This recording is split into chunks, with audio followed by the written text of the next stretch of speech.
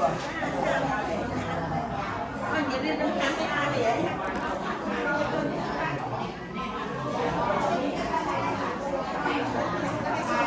rồi chặt cái hàng này chặt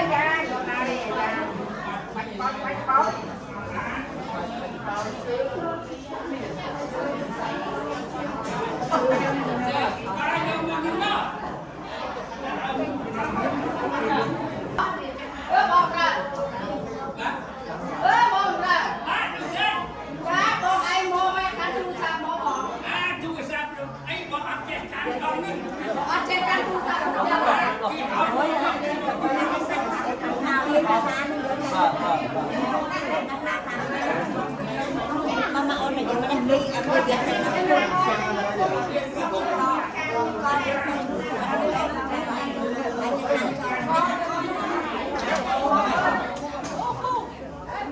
đã miên trên hand nó không chơi mà cái hiệp cái năng mà ban giờ đã lúc bạc lúc khác nhưng mấy mình khác thôi Hãy subscribe cho kênh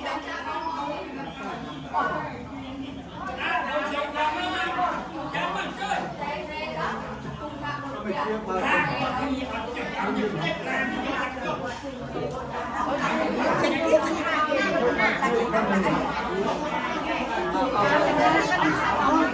bỏ lỡ những video hấp dẫn.